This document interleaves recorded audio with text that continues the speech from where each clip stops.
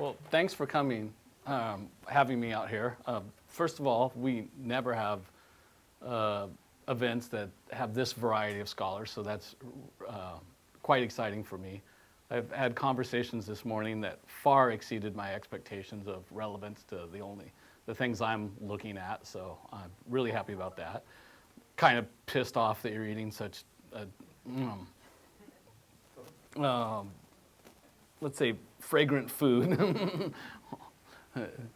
Okay, so the first thing I want to put out there, and I probably didn't mention this when I got invited, is I should have emailed back, you know I'm an accountant, right? I'm in the business school at Chapman. I am an accountant. I work with experimental economics as a research paradigm. I'm presenting joint work with Eric Schneider, who's an anthropologist. I think he's at Fullerton right now, and he's still teaching a couple classes for us at Chapman. And in this particular work, I'm interested in trust and trustworthiness. And I was interested in a question about how diminishing the choice set for a person, but still keeping the options the same. So think about, I could do something, as small as give you $1 or as big as give you 10. If I change the granularity, is the view of what the person did any different? So the first thing I did is I went to all the theories of reciprocity, which took months, by the way. This economists love to model reciprocity. I couldn't find any particular theory that would dictate that the granularity of the action space would make a difference. Intuitively, it made sense to me. So in this work, we came up with a analytical model, and then we try to falsify that model with experiments. And obviously, if the data didn't line up, I wouldn't be here today. But this is still an ongoing project because I think there's still more to do. So I'm going to try to go quickly through the analytical part. It gets a bit wonky at times. So if collectively you guys have had too much and it's not food coma, just give me a nod and we can pass over that and just get to the results. So there we are. Tempering expectations is a sure sign of being seen as an idiot. Okay, so what are the terms? To start out, I'm just going to make the blanket claim that trust and trustworthiness are important. I think with this crowd, we don't have to argue or even debate that. In economics, we talk about you could never write contracts that have all the contingencies based. But if we take this to even the relationships in our personal life, this seems to be fairly paramount. So I'm going to define trust clearly for this particular experiment. And I'm well aware that there's at least as many definitions of trust out there as there are scholars in this room. So I'm going to say trust is demonstrated by making yourself vulnerable, willingly cede control or resources to another person, but with the expectation that the other person isn't going to take advantage of you. He's going to cede back some of those. They're not going to be opportunistic. Otherwise, I guess I wouldn't call it a trust, I'd call it a gift, right? And trustworthiness is simply not taking advantage of the trust that's been placed in you. If someone else has ceded resources or control, being trustworthy means that you not only reciprocate, but you reciprocate to such a degree that that person isn't worse off for trusting you. And when I say worse off, I mean weakly worse off. If someone trusts me with $10, they pay me back that $10, not 2 or 3 or 4. Oh, by the way, as an economist, we always interrupt each other and object. So clarifying questions are great, but antagonistic questions are fine too. Whatever you... I know, and it's making me nervous as heck. Sorry, nervous as cuss. At home, I have children, so we use the word cuss as a placemaker for everything. My son got mad the other day, and he said, cuss me. Okay, so motivated questions. How can we cultivate trust and trustworthiness as a social planner? And can I nudge people by changing the action space to be more trusting and trustworthy? And the answer is no for this, but I'll show you why. Okay, so what is a nudge? So if we think of a nudge, so think of this like paternal nudge where this, mother elephant's, scooting or father elephant is putting a junior to the side. Maybe there's danger, maybe directing him toward food. I'm thinking more of choice architecture that's talked about by Thaler in his 2008 paper and many afterwards, where I'm changing the choices or the framing of choices that people can make to kind of nudge them. But I'm still allowing people to do whatever they want. I'm not forcing them. So here's a crude example that at least some of you have seen. And this was done in, I think it was Sweden. I'm not exactly sure. So this is a urinal, and they've painted an artificial fly on it. So they've not affected any, in this male's choice set. They've just simply painted a fly on it, and they measured something called spillage rates with and without urinals with the painted flies, and they have substantially different spillage rates. And let's not get into how they measured it, because, yeah, okay. But I'm the kind of guy that has to put the shoes in the closet and so on, so this slide really bugs me. But the idea is that by simply adding this, we've tapped into some quality of people and changed their behavior. And we might call it, manipulation, but the word for it's been nudge. And Thaler points this out in his book. If we could have default options different on our 401k or savings accounts, we could probably have people make better decisions simply by kind of nudging them toward a certain direction, but still allowing them to ultimately make a choice about what they want to do. Okay, so I'm going to ask how we can cultivate trust and trustworthiness in a particular scenario with something called a trust game. So research on these trust and what I've learned after presenting this in front of people who aren't economists is what I call a trust game, you'll probably call an investment game. Trust games have been known to be these kind of binary games in certain kind of literature. I'm going to call them one and the same. So in these games, empirically it's been argued by looking at the data that the more a first mover, an investor, demonstrates trust by making themselves vulnerable to the second mover, a trustee, the trustee demonstrates more trustworthiness, if you will. So if you will, trust is exposing oneself as much as possible gives the most amount of trustworthiness or reciprocity. So we could expect, if I truncate a potential investor's action space, instituting some all or nothing option in that I force them to either don't invest or invest everything rather than pick some amount in between, that could lead to greater investment. That seems sense. But would that also lead to greater trustworthiness? If you look back at the data for trust games, it turns out that people who invest more tend to make a positive return on investment. People who invest very little tend to get a negative return on investment. So if all things being equal, if I could just force everyone or ask everyone to send 10, would they still see a positive return on investment? Well, manipulating the social environment is difficult at best. The relationship between trust and trustworthiness doesn't seem to be very straightforward. So it could be the case that the perception of trust depends on not only what you did, in my experiment, sending $10 to the second mover, but also what you could have done but had failed to do. I send you 10, but I could have sent you $9.90, right? But the fact that I send you 10, does that say something different than I can only send you 0 or I can only send you 10? So I'm getting too much into the experiment at this point. But does trustworthiness depend on the action space, not only what you did, but what you could have done and failed to do? So the research question is, how does limiting the action space of an investor affect the trustee reciprocity? So in this experiment, I'm going to use something called the investment game as my baseline. Now, in the investment game, an investor gets $10. And they can send any penny amount they want, 1 penny, 0 pennies, all $10, to a trustee.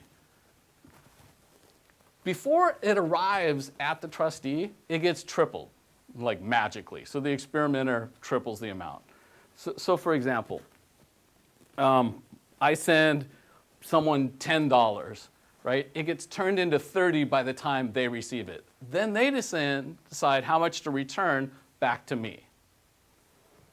So they can send me nothing, or they can send me all 30. No one ever returns all 30, by the way.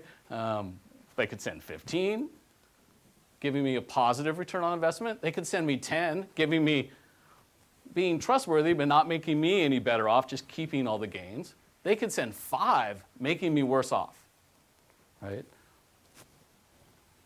And I'm going to do that by having this continuous treatment, which is exactly the thing I just described. So this is akin to the Berg, Dickhout, McCabe paper.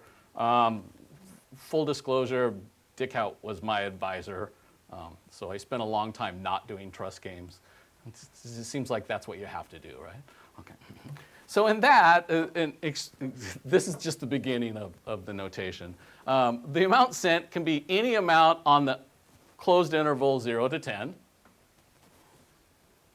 And return can be anywhere from 0 to 3s. Go ahead. Right. So is trust an individual level or a transactional level characteristic? Transactional level in this particular experiment.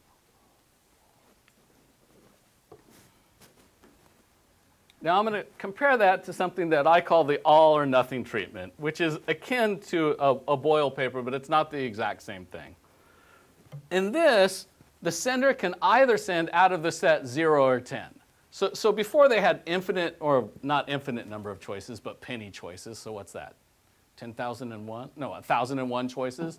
Here they only have 2 choices, nothing or $10. But the trustee can return exactly the same as the experiment before, right? So the trustee can return anywhere from 0 to 3 times the amount that they received. So everyone clear on the trust game? Economists, you don't even talk about it in experimental economics, but I don't know if everyone's seen that. Good? Okay. Okay, so why might changing the action space coax larger contributions or investments? Well, if I look at contributions, literature on contributions, empirical studies have shown that using appeal scales, fundraising goes up. So instead of asking people, send what you want, they say, send 0, send 50, send 100. And the idea is usually people round up to the thing that's bigger than what they intended. Or this is what the interpretation is. So that's why we get more using appeal scales. But in the laboratory, when they've done something called a public good game is when people contribute, the amount gets multiplied, but then shared by everybody. So if I have a group of 4 people, if I put in $1, it gets changed, it gets magically transformed into 2, but then everybody that's in the group gets 50 cents. So if all of us could do that, we generate the most amount of money for the group. But any individual has an incentive to just let the others contribute and keep all their own money for themselves, because they only get a 50% return on their own, but they get, infinite return on other people's. And it shows that it actually goes sour for experimental groups with contributions. For investments, Eckel and Wilson did a binary trust game. A binary trust game is when you can invest 0 and 10, and the person can send back either 0 or 15. So both the action space of the sender, or the investor, and the trustee are restricted. That's different from my game. But in that, they found that 80% invested the whole amount. But if you go back to the Berg-Dickhout paper, only 16% sent the whole amount. So there's obviously an increase in investment. Our question is there going to be an increase in trustworthiness? So what do? Our testable hypotheses are generated by an analytical model, and I'm going to assume that my model agents are jointly pursuing 2 goals, and I'm hoping to get feedback from people on this. This is not necessarily my area of expertise, but I'm claiming that an individual agent in my model is trying to maximize 2 things simultaneously. And it's impossible to maximize them simultaneously. One is they're just trying to opportunistically capture all the immediate resources that are available to them. But the second is they're trying to gain some benefits from developing a cooperative relationship with someone else, which means they're going to have to put themselves at risk. And even if they're nice to the other person, they're not necessarily sure the other person's going to ever be nice to them back. Now, there's gains to doing that, but there's risk, and that's conflicting with that part of the agent's self that's trying to just grab every resource they can. I just hit the mic, sorry. Versus trying to put themselves out there to develop a relationship. And I'm going to argue that this captures how I think humans have evolved. To pay attention to the social situation, but simultaneously pay attention to themselves. People who are completely selfless, like nature would have selected them to be a little more selfish. People who were completely selfish, nature might have selected those people to care about the social environment or these interactions. Any help I could get kind of fleshing that out to be clear, I would really appreciate. Go ahead. So, I want you to clarify your thinking on point 2, not with regard to the evolutionary background, but what are the bounds of the relationship? That is the sender conceptualizing the relationship in the model only in terms of what player 2 is going to return, or in terms of iterated interactions that extend beyond the bounds of the game? Iterated actions that extend beyond the bounds of this one-shot game and therefore beyond the bounds of what they're going to do in the laboratory itself. Because if it was only for the laboratory, then the second mover could never benefit by sending anything back, right? And that's where all the theories of reciprocity that I talked about fall short. Almost none of them claim that the second mover in this game will do anything but to keep everything, including the famous Levine paper, which has types, which I'm going to borrow that concept, but it breaks down for these kind of games. So yes, so I do see it as part of the psyche that's always thinking about relationships that are going to be iterative, if you will, in nature. So I'm going to further assume that when deciding how much to invest, if you're the investor, or return if you're trustee, the agent is trading off the benefits, these goals, and what keeps them from kind of having a corner solution or experiencing some psychological cost, like mainly insecurity. The more I send, the more insecure I am. Or guilt, the more I don't invest in this relationship, the worse I feel. And they're experiencing that at the time they're making their decision. I'm not talking about what they experience ex post, but at the time they're making their choice. And the ratio of these costs for agents in my model are going to be different. And I'm going to show you how I scale those in a second. But what it basically means is those who are more insecurity driven and non-cooperative have this lower alpha, which I'm going to restrict to live on the support of the unit interval. And others are less so and they're more cooperative, which are going to be the higher alpha types. But furthermore, cooperative types are looking for other cooperative types. A cooperative type doesn't want to invest in a relationship with a non-cooperative type because in the future they may not have their back.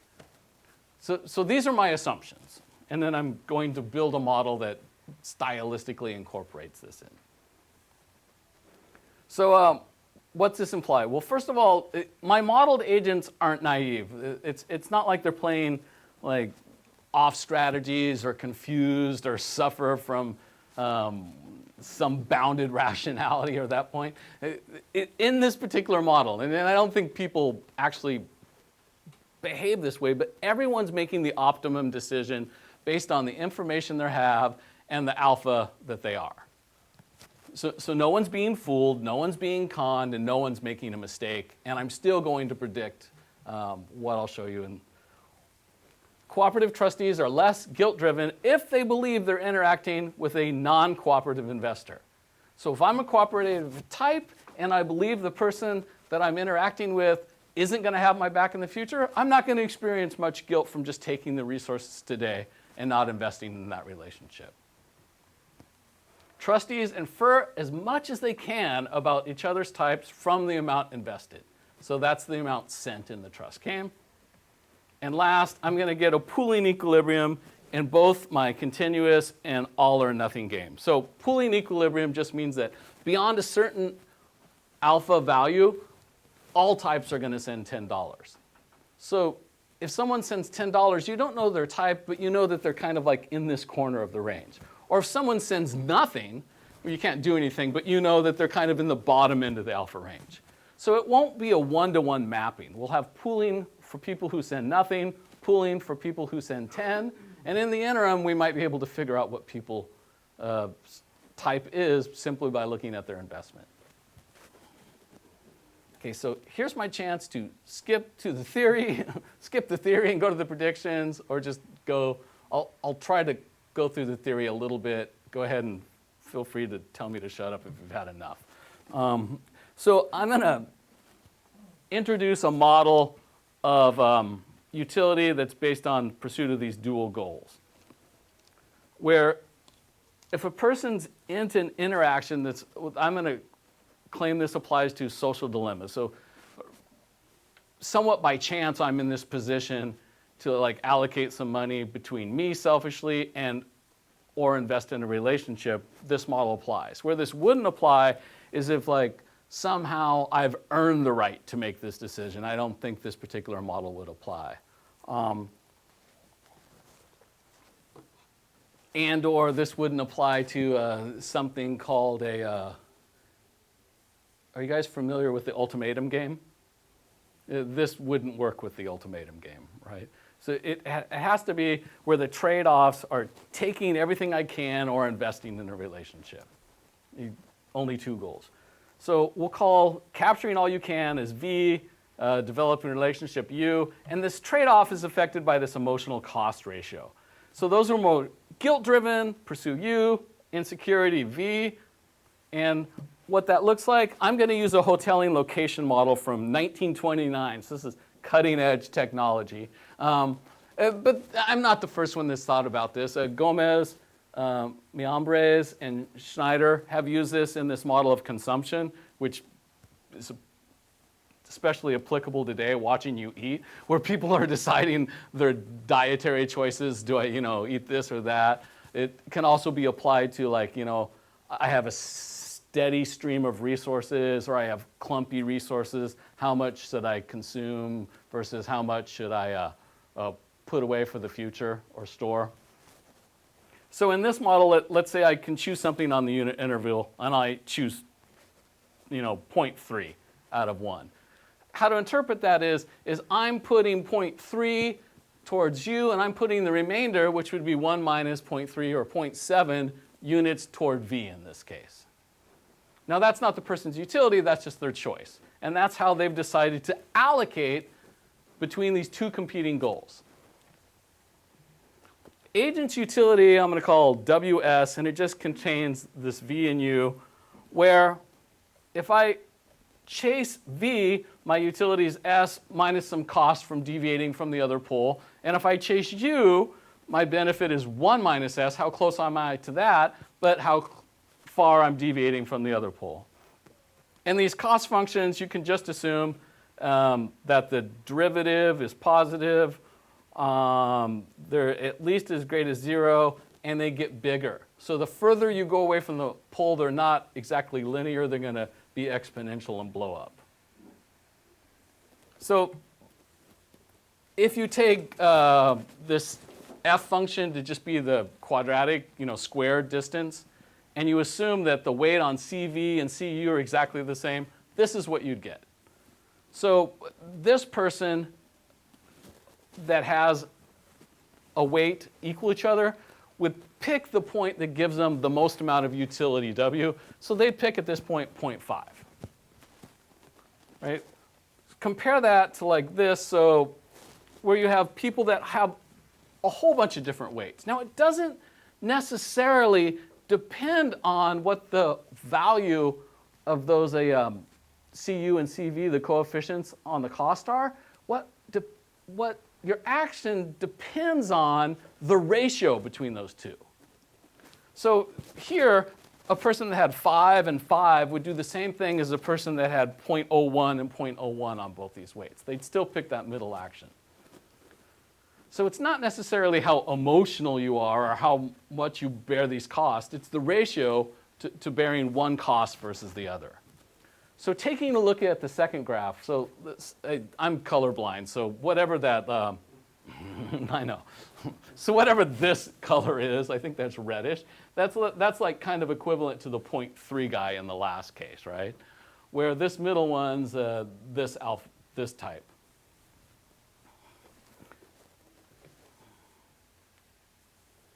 So I'm going to try to argue the intuition for what I'm doing by looking at behavior in something called a dictator game.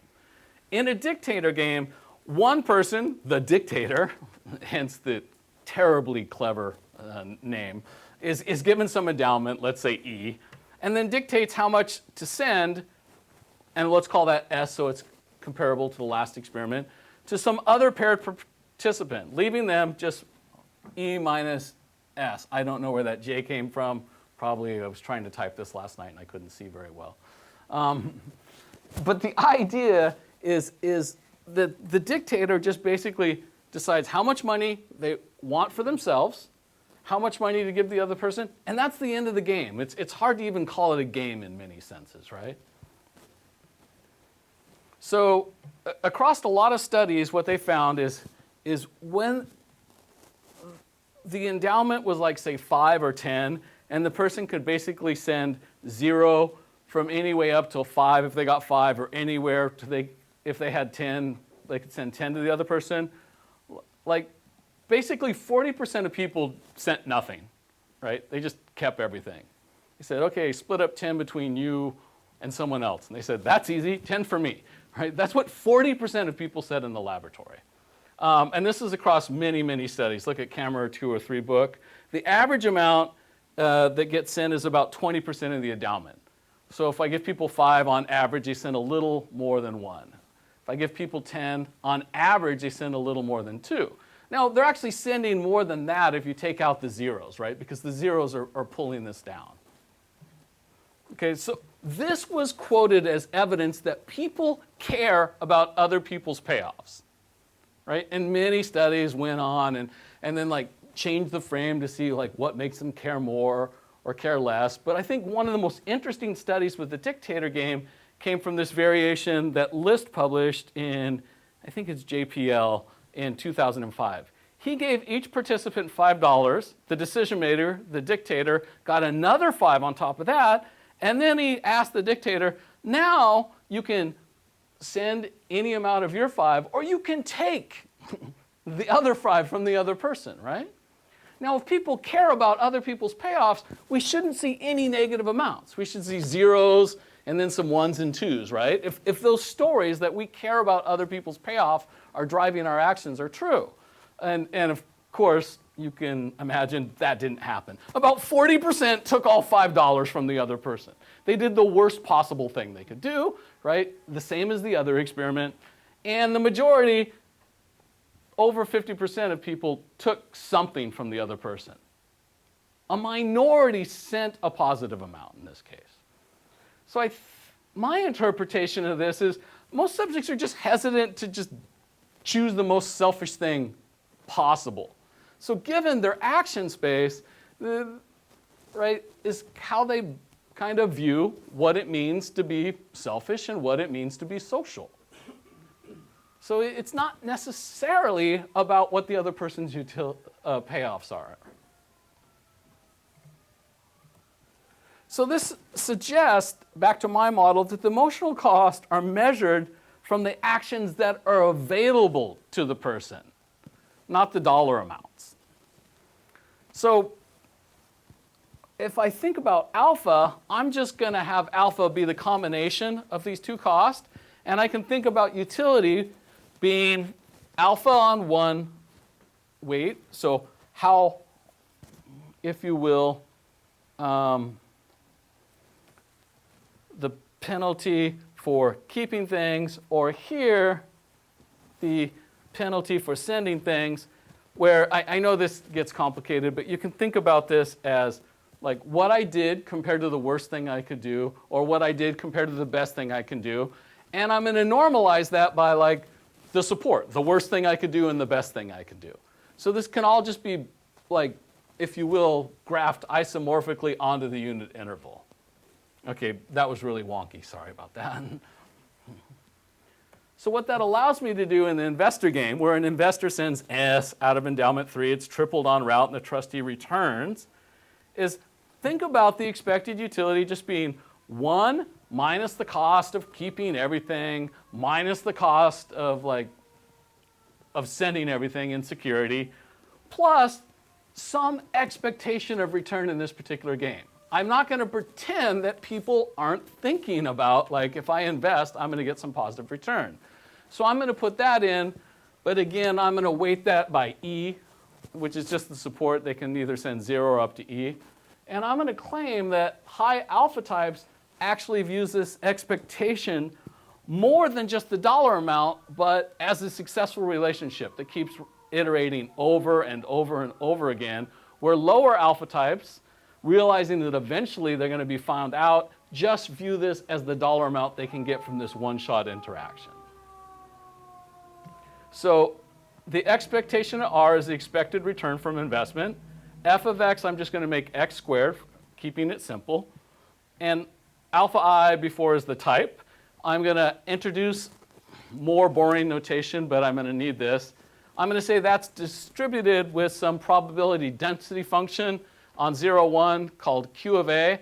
Now, I have no assumption about what it is. I just assume that it's atomless and it's well behaved, which means that I can take a, oh God, I forgot the word for that. When you take the PDF divided by the CDF, that exists. And the CDF's the cumulative density function Q of A. So atomless means that it's just not like, all people are in one spot and everybody else is in one spot and there's no value. That everywhere on the alpha, some type exists. So this could be uniform, it could be skewed heavily to the right, heavily to the left. All I need is there's some probability of alpha everywhere on the interval. Okay, the utility function of the J guy is 1 minus this guilt minus insecurity again. But now I'm going to change the functional form, where this is the weight on the cost of not sending something back, how badly they feel.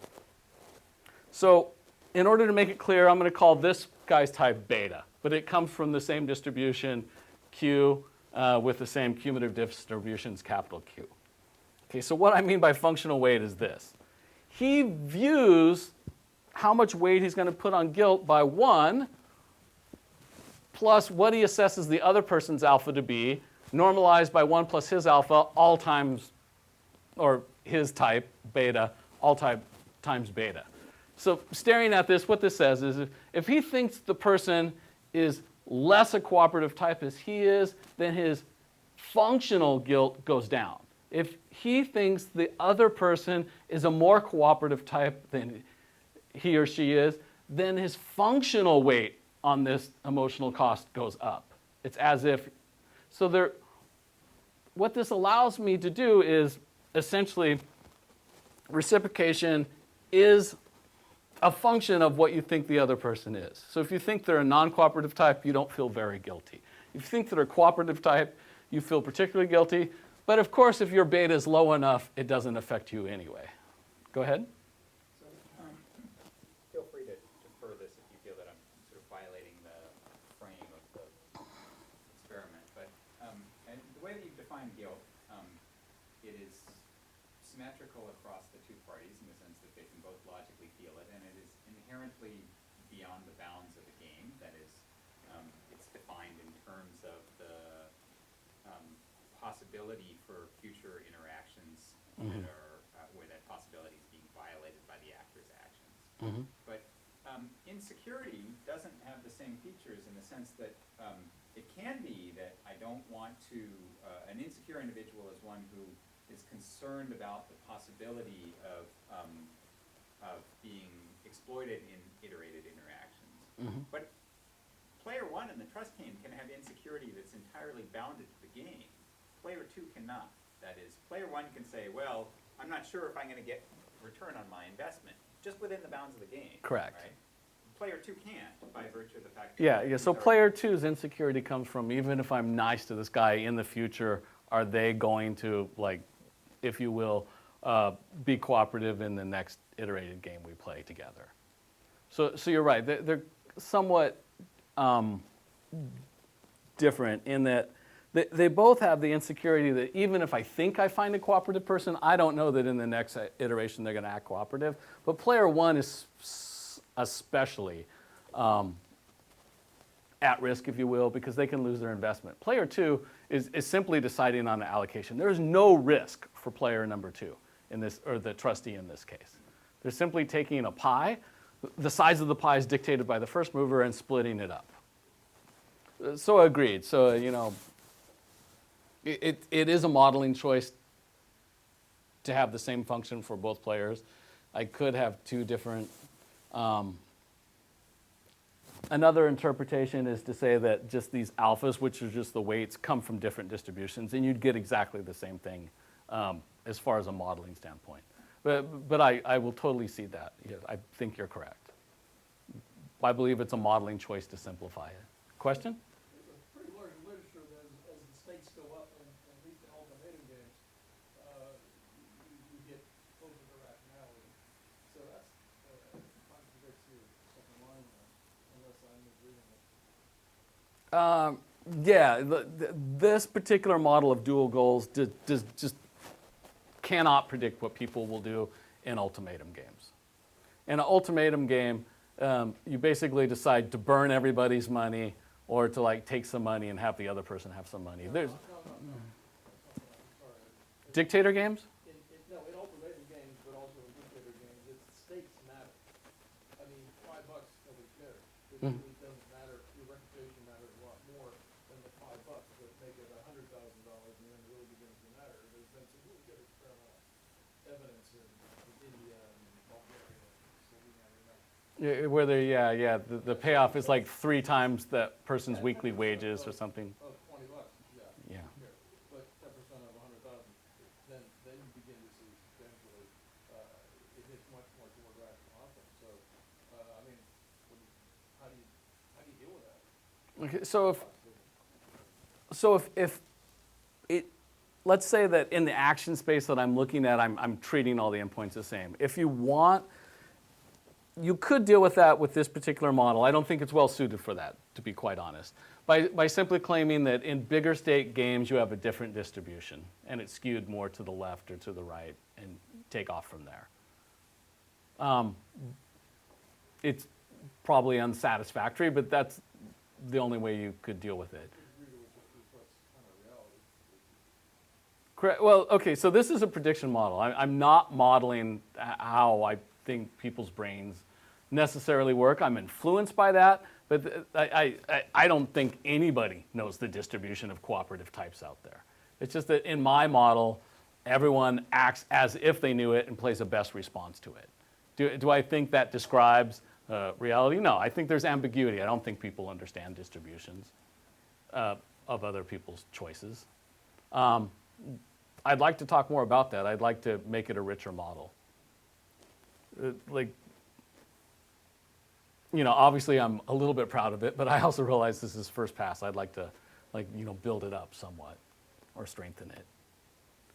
So my inference story is just this. This just follows Bayes' law. That if I see someone invested S of E, I just imagine that they're the right-hand side of this truncation, which is just, the expectation given this conditional probability. But if I see an alpha that's, I should caveat, that's greater than 0, I can go back and figure out the person's S exactly. Now I'm not going to do that because in order to do that, I have to have a well-defined distribution function on types, and I don't. I'm only interested in this particular experiment to what happens when people send the whole amount.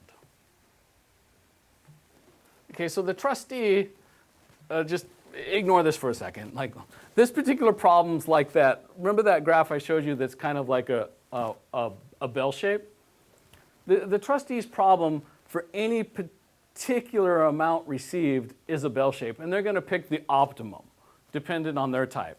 So that function just happens to be the argmax, so I'll call that r star. And if you just crank through all the algebra, it just equals this. Now remember, it doesn't have the distribution because that person knows their type. There's no uncertainty, so there's no expectation or so on. They're simply taking the amount I've given, what am I going to return to like kind of trade off between these costs. And this is just the, if you will, the closed form solution to what they'll return in my particular game. But if you stare at this for a second, the return is increasing in all arguments, meaning the more that gets sent, the more that'll be returned. But that's simply not a function of just the action spacing increasing. It's also a function of this h of s goes up. What I infer about the person goes up. So h of s means I take what was sent and I infer what alpha type might have sent this. So that's increasing. And then also my type's increasing. And then the person who will send 10, as that goes up and fewer people do that, this return's increasing in that. So return on investment, which is just, R minus S divided by S, which is to say, if I have 10 and I got 11 back, then I have a ROI of 10%. The difference between what I got back, what I sent, divided by what I sent, is also going to be increasing in S. Okay, so this gives me a prediction of what might happen in the continuous game that's richer than just the more that gets sent, the more will be returned. Specifically, it says that should be a quadratic relationship and not a linear one, which is my first hypothesis. Return and ROI are increasing in the amount invested, but this is only for the continuous game. Okay, so characterizing the cutoff, the alpha type that's going to send all $10. So just ignore all this. If you care about it, I'll tell you how I solved it up above. And then you can stare at this and marvel how geeky it looks. But what that really says is this, that the expected return, given that you send 10, for that particular alpha type should equal this. So if the person who's indifferent between sending 10 and something slightly less obeys this rule, what that says is their alpha type makes this return equal to this value here. Now I want to stare at this a second. Remember, alpha is bounded between 0 and 1.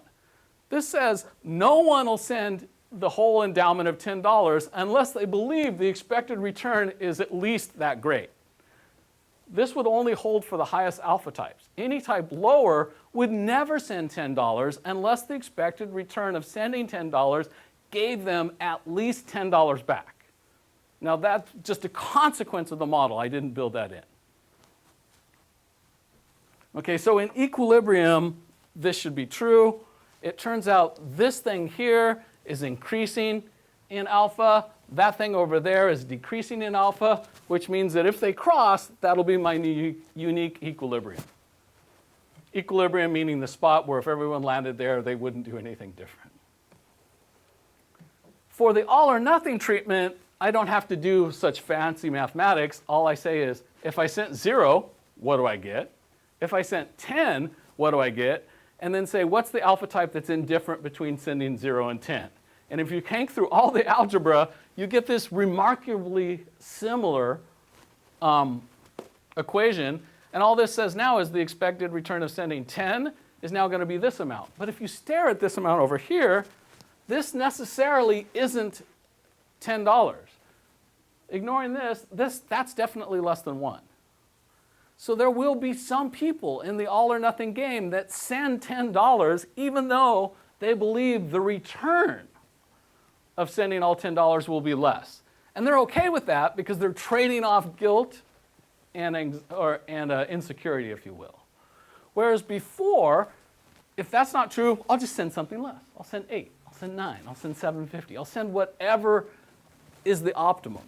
Here, people don't have a choice because their action set's truncated. They can either send 0 or they can send 10.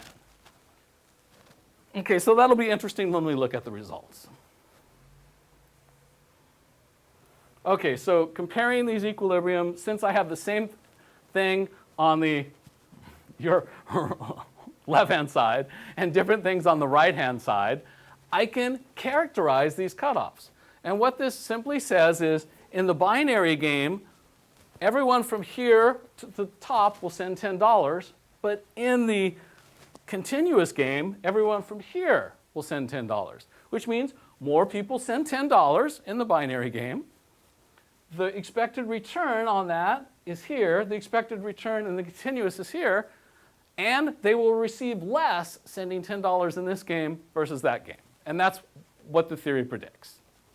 So now we can run an experiment and see if I can falsify that. So hypothesis 2, you'll get more $10. Hypothesis 3 is conditional on sending $10. ROI is greater in one game than the other. So the procedure, I won't bore you. We can talk about this all day long if you want. I had 248 participants, so half that are divide by 2, that's the number of pairs I had. Recruited, they're randomly assigned into 11 sessions. They lasted in between 30 and 40 minutes.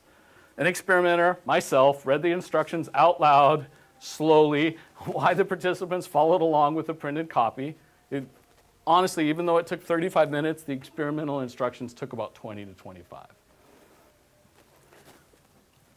They were given 5 minutes to answer an 8-quiz question to, 1, ensure that they, but more importantly, 2, maybe ensure that they thought others understood the task that was going to happen. Then they played the game. They played it only once, got feedback, and went home. The quiz answers were read aloud by me. They're randomly assigned into pairs. I didn't say trustee or investor. I just called them person 1, person 2. They complete the task. Some of them took a survey that was used in another study, and I paid them a $7 participation fee and payoffs from this particular task. Go ahead. I'm sorry, I don't know how big a school Chapman is, but I'm assuming these are Chapman students, right? And so, Undergraduate and graduate. and what are the chances that they knew each other coming into the game? Is it a big, obviously. Okay, my subject pool is about 2,000 people. I would say I probably only got about 600 to 700 active. So good probability that they saw someone else in the hallway. They had no idea who they were paired with once they were in the room, though. Totally matters, but since I'm comparing the results from experiment 1 treatment to experiment 2, then those things should be equal across. So if I see a difference, I don't have any reason to believe that that would differentially change behavior in one game versus another, though I believe it might change behavior overall. Go ahead. Just a quick clarification. You said that they never saw each other in the lab? No, in the lab, they didn't know who they were paired with. Oh, so there was multiple. There are 20 odd. I have 24 people in each experiment. Oh, I see. Well, 22 to 24, depending on show-up rates and broken computers and all that good stuff. Go ahead. And then they did the quiz thing as a group of 24 or whatever? No, they sat at individual terminals. They came in. Once they enter the lab, they're not allowed to speak. They turn off their phones. They sit down at like the stereotypical little, abattoir terminals, right? They can't see above them or below them. I have to stand on a podium so I can read the instructions out loud, but they can't see each other at all. So they know, And then their quiz was done on paper. It's not done on computer. because when you were saying that you wanted to make sure that they knew how well others understood the task, they're taking sort of a group average. Correct. Right? They don't know who. Exactly. Remember, all these strategic games not only depends on you understanding the game, but you having a common belief that other people understand the game. So what I've tried to do to make that as common knowledge as possible, and I can never be confident of that, is by having really slow and really thorough instructions, where everything gets repeated at least 2 to 3 times, so that I'm sitting here and I'm taking a quiz and it's just painfully obvious, but at the same time I realize, well, everybody else had to take this quiz, so they have got to have this figured out at this point. I'm hoping that's the case. Do I have any? I'm not guaranteed that's the case. I've been probably too risk averse pre-tenure to like run one experiment with 4 lines and one with like 25 minutes and see if I get any differences. That might be an interesting thing to do now. All I have to do is get the budget to run it. But people know, I mean, people generally do well on these quizzes then. I assume. I never graded the quizzes. I didn't see them. I allowed them to throw them away. But they are aware that they're going to play once and only once, so they're really interested in making sure they understand the game. Because you could potentially lose everything in this game. And a few people do, as you're going to see in a second. Any other questions? Okay, so that's the entire data set. So these are just all, this is typical bubble plot. The hollow circles, which I think those are blue. You have to trust me. I have to trust you, I mean. That's the continuous game. The orange ones are all or nothing, which is quite evident because they're only on the 0 and 1. And the x-axis is what was sent, and the y-axis is what was returned. Okay, the first thing you notice is no one returned more than half of what they got, essentially. A few people right along this person might have, but if you take a line and draw it to the center of that large dot up here, that's essentially like half of what they got. So the first person gets 10, the second person gets nothing, right? So if they just split it in half, that wouldn't give equal payoffs until you got to this anyway. So a fair or an equal payoff preference would be like from 250, and you just draw a line up to here. So they're not necessarily doing that either. So they're homogeneity. There's all sorts of different responses. The dotted line means that they returned as much as the person sent. So think of that, this is not to scale, but as the 45, if the axis had the exact same scale. Okay, so a couple things to notice that if you've ever looked at trust games before, people who send small amounts almost seldomly get as much as they sent. The return is always less. People who send large amounts tend to have a positive ROI, which was motivation for, well, maybe if we can play the truncated game, overall, these people who invest will have a positive ROI. The curved line is the fitted quadratic R against S, which I'll show in the next slide. So larger investments, only in the continuous game, led to more reciprocation. It'd be kind of meaningless to talk about it in the binary game. So if I take return minus investment divided by investment, I just regress it against investment. You can read the coefficients as well as I can. But what that means is that investment's probably quadratic to return. It's not linear. And so when I run a dependent variable where investment's not on both the left and right, it's only on the right-hand side, returns on the left, it appears that it's not only the amount that's sent that dictates the action space, the amount sent is leading to more reciprocity, which has been noted by other people but not predicted or talked about why. So I had a return function that predicted that before I ran the sample. I've done this, sorry, I'm pointing to this as if you could see it. On my right-hand side equation, I've ran that without the quadratic and with it, and the increase in R squared is significant. So, it doesn't matter that the coefficient loads up. What matters is the regression with a squared term gives you a fit and a better prediction than a prediction with only investment. And that's true even though it's not on this particular slide. So investment was definitely larger in the all or nothing game, which probably is not all that exciting. If you look at investment, it's the first column with numbers. In the continuous game, on average, he sent 550, which is right in line with Burke, Dick Howett, all the other. With all or nothing, they sent $7.71, which is fairly consistent with the Eckel, which I told you about 80% sent all or all. So investment differed significantly. I can't use the typical, experimental economists love the Wilcox test. You can't use Wilcox here because the variances, you can reject that they're equal, so it's not the applicable test. So instead I use the robust rank order, and I still have a P less than 0.1. For those who invested 10, that's 77% compared to 28. And so for Fisher's exact P, that's less than 1. But even that's maybe not fair. So if I just look at those who invested 5 or more as a percentage of the population, it's 58%. In the continuous, in the all or nothing, it's the same as above, 77%. And those are significant at a P equals, let's call it 4, with the Fisher's exact test. So we have more investment. So it's not only coming from the mechanics, it seems to be coming, actually it's entirely coming from the mechanics. Okay.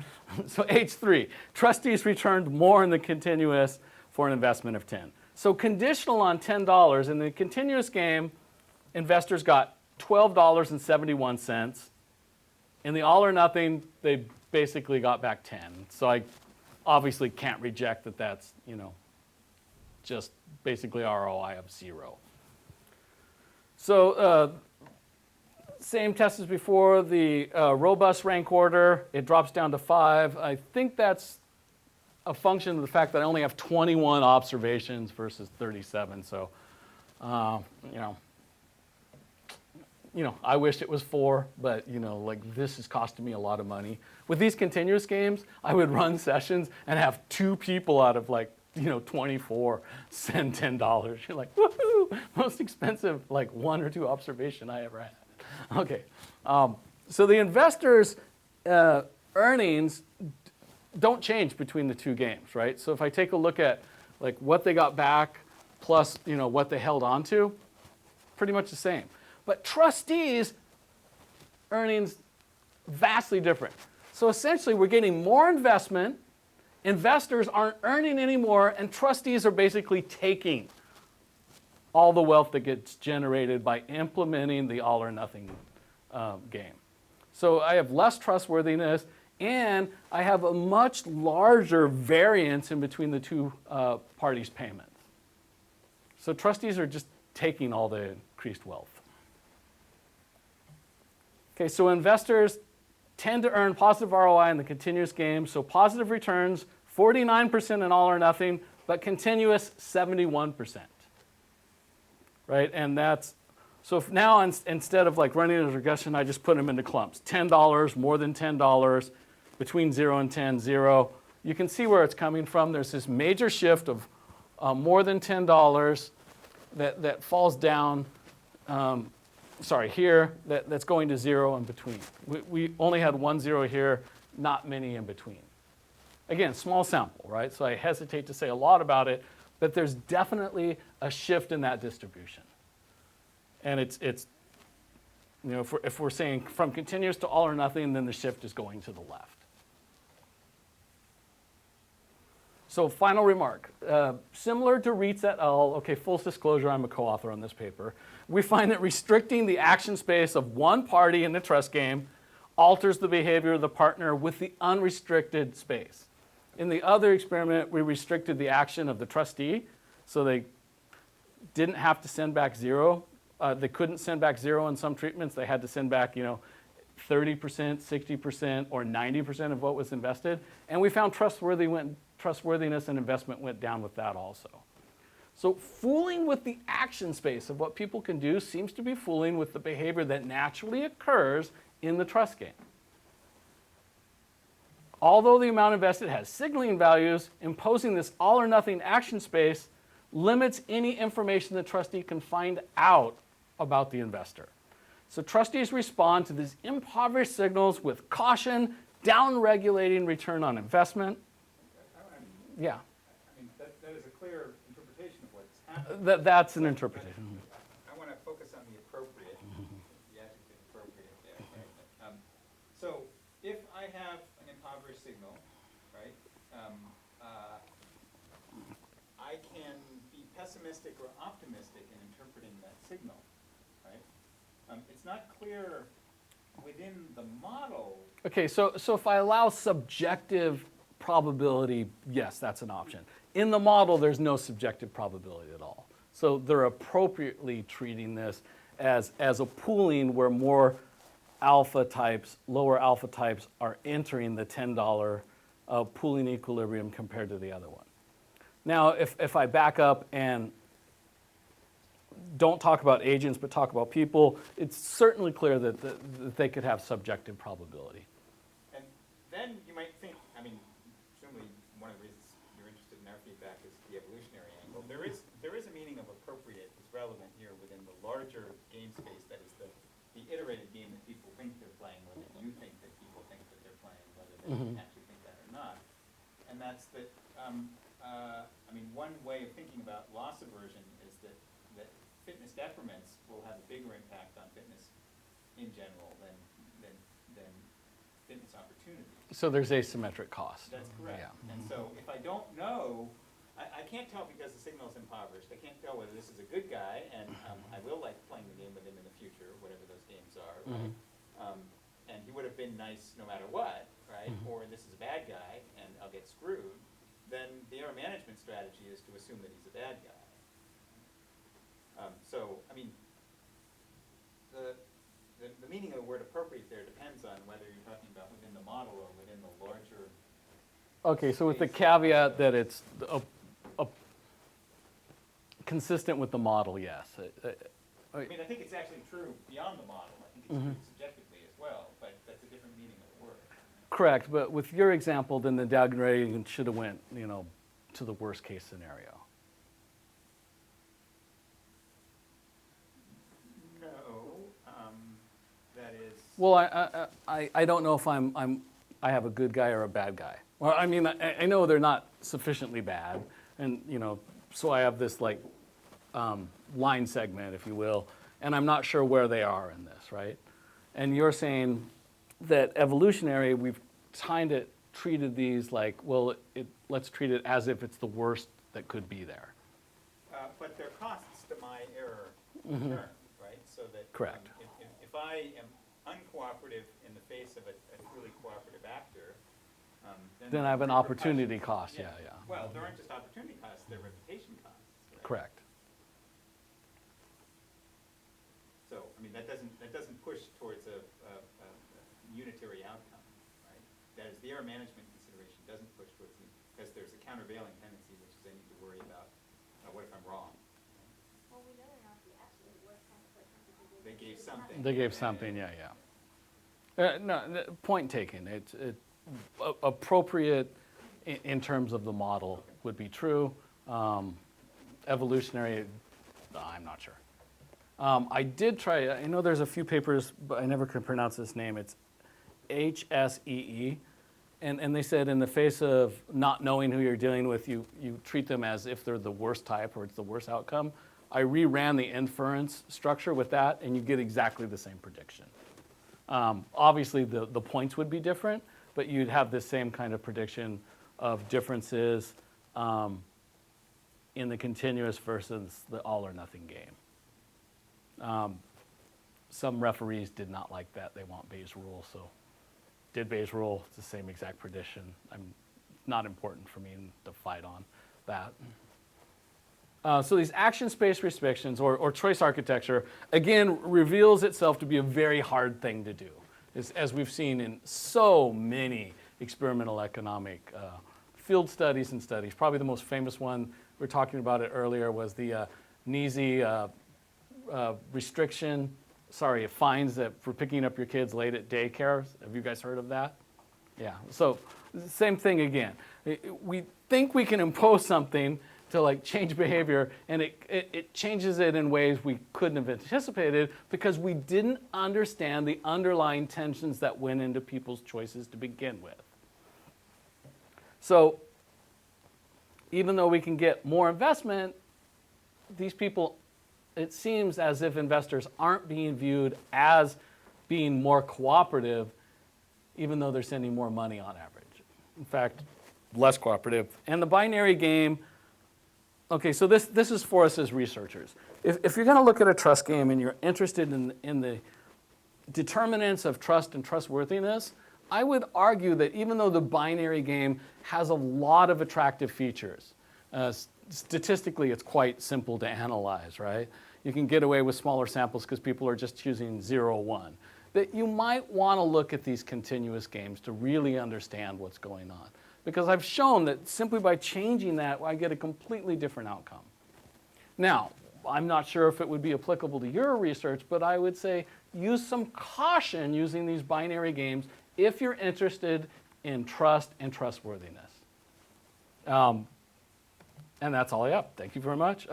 That's my email. Eric's email is up there also. He'd love to talk to anyone here, I'm sure.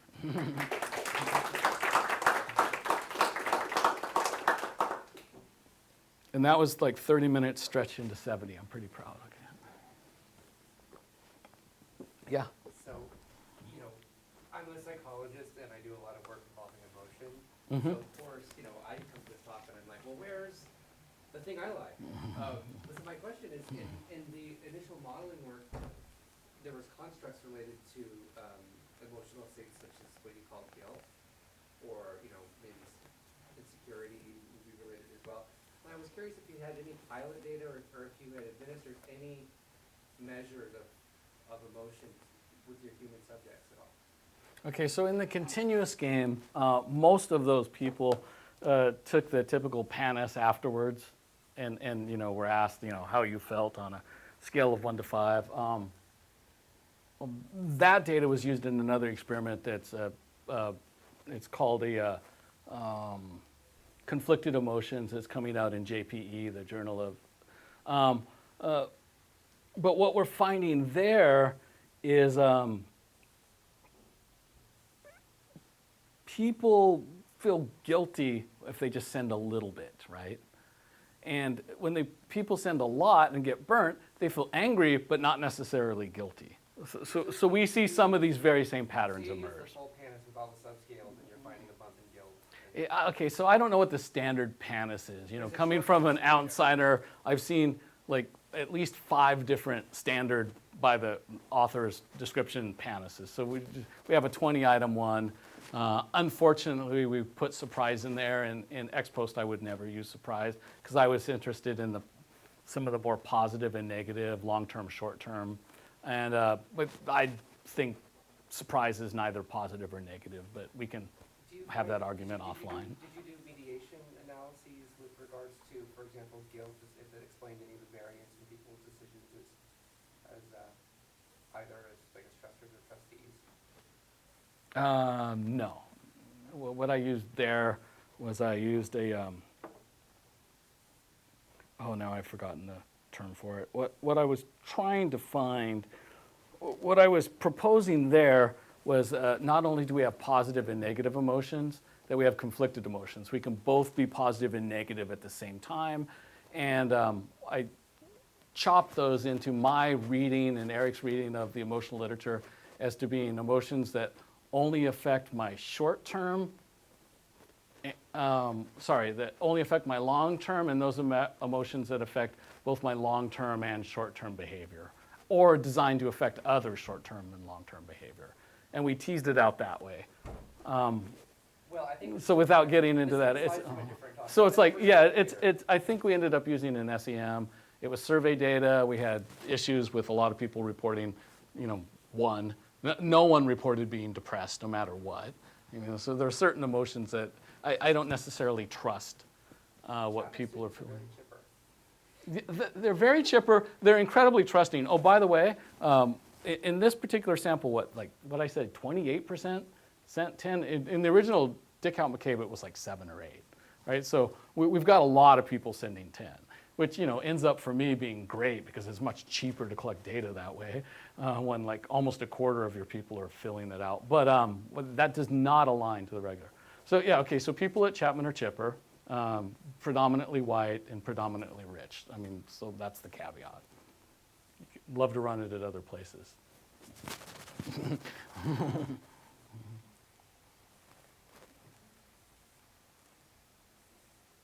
Go ahead. They're in thinking about, if you think that people are playing a game other than the one that you're setting them to, that is, if you think that they're playing it, they think that they're playing an iterative game, which Actually, my conversations with subjects is they treat these experiments as like a semester-long game or a year-long game, where they're like going in and sometimes they win and sometimes they lose, but if they tend to be more cooperative with other people, they'll make more money. That's what they're telling me. Is there in a pool where they get recruited into lots of studies over the course of a year? They could be. I mean, the only thing that limits their participation is once they earn up to $600, we kick them out because then it's some strange archaic IRS rule. So, I mean, that really changes the meaning. That's an interesting sort of factoid that emerged there, but it changes the meaning of the interpretation about human psychology. So, you know, I would argue, and have argued, that people have a difficult time construing the situation as truly anonymous. They have a difficult time construing Agreed. the situation as truly one-shot, right? Not because they're insensitive to cues of anonymity and non-iteration, but because the error management strategy is to assume non-anonymity and iteration if you're not sure, and then in the past that would have been more often the case than not. Correct. But I would agree. That's a statement about our evolved psychology, which is different than a statement about the economic subject pool at Chapman, where if people explicitly conceptualize what they're doing as interacting with a pool of 600 people for, 30 weeks or something, right? That's a different, the conclusions that you can draw about human psychology are pretty different based on that, because those same students, if they were playing against people from UCLA, for example, or with people against, but with people, they might play a different game, right? Yeah, I agree. I think that's entirely possible. I don't have the data to support one stance versus the other, so this is just, gut feeling. What they have told me with conversations with subjects or essays they've written is their strategy is to just kind of be a nice guy and make the pie bigger, because next time, even if they don't get to enjoy it this time, as if we all do this, next time I'll get to. So do they Enjoy defect more at of the end of the semester?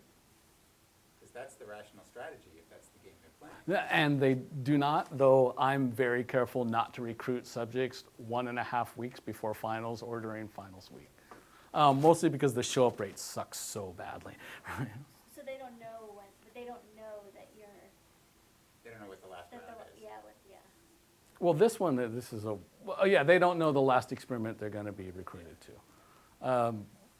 Though I don't know about your postdocs and PhD and master students, but what we find is all of them are collecting data the last 2 weeks of the semester because they've got their proposals finally approved, right? So like the other thing is I don't like to do things at the end of the semester because I'm competing for lab space too high with all the postdocs and the master students. And we have, Yeah, I mean, your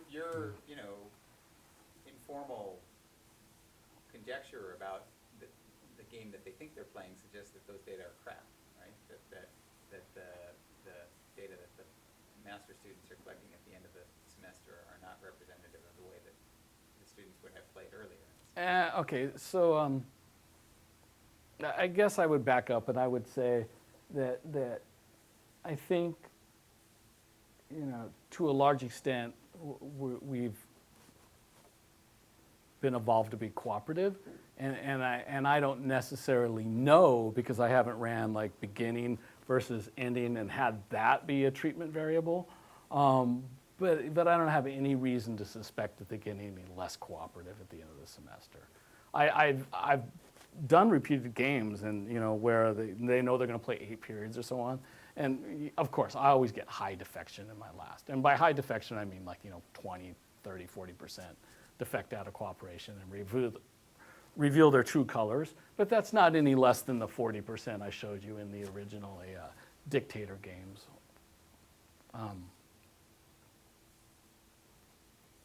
So, though, I mean, it's just conjecture at this point. I haven't ran that experiment.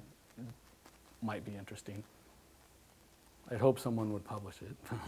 Go ahead. Yeah, so I like the fact that you've modeled this as not being a one-shot. I mean, you modeled the psychology as a non-one-shot Yeah, let me be careful. The theory by definition is a one-shot interaction. I'm predicting what they're doing at one point as if they were looking out into the future. But it's not one of these where they're taking the sum of many games. I've just collapsed that all. No, but I like that. I mean, Okay, so I'm yeah. saying, I think it's a virtue that you model player two's motivation as based on reputational, interactive concerns rather than, I mean, as you pointed out, all the other models that are out there basically would predict that player two should always just follow all the money. Correct. Because player two in the other models, their decision is the final decision and there's no future consequences. Your model, on the other hand, Yeah, or that, models or them as having some concern about the social effects of their actions. And I think it's nice that you've done that and actually gotten some experimental control. I mean, you've been able to predict what's going to happen in this game using that model, which is, so I think that's a really good thing.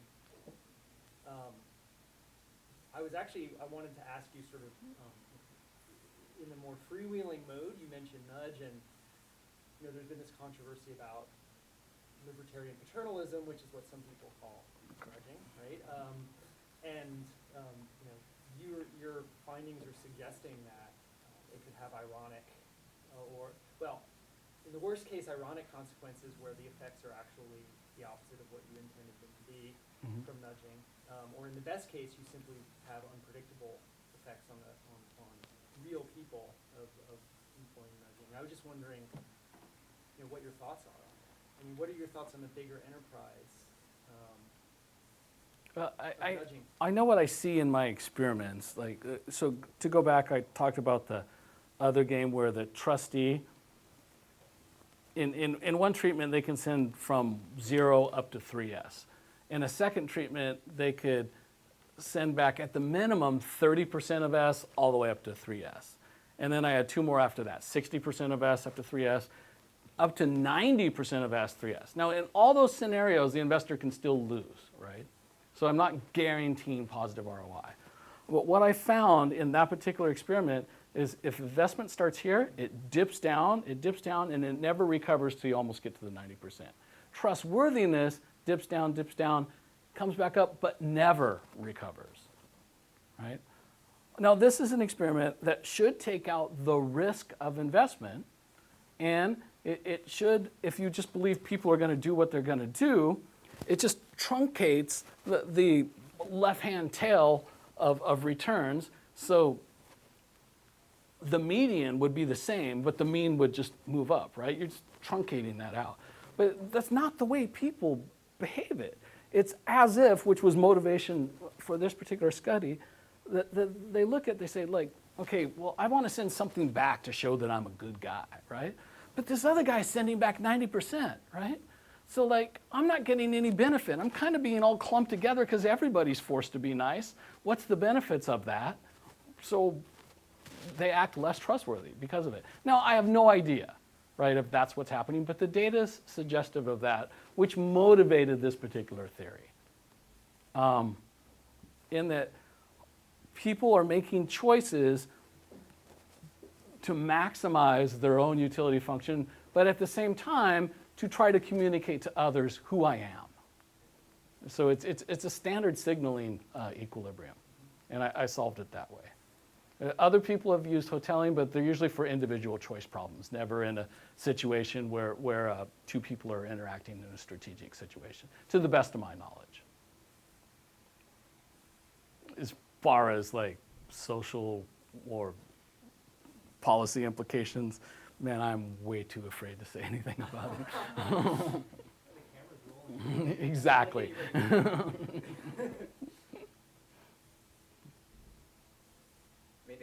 the experiment you just described, it seems to me there's another interpretation of what they're doing, which again, it has to do with signal value, and that's that they're doing theory of mind work where they're saying, the trustor doesn't know whether I'm sending a lot back because I'm a good guy or I'm sending a lot back because my action space has been truncated.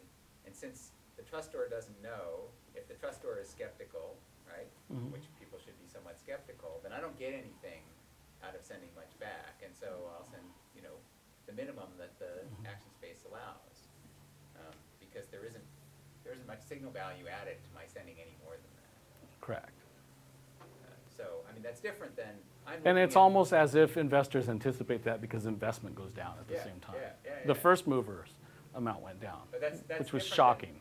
Than my looking at what other player twos are doing and saying, well, I can't differentiate myself from other player twos, so I'm not gonna try.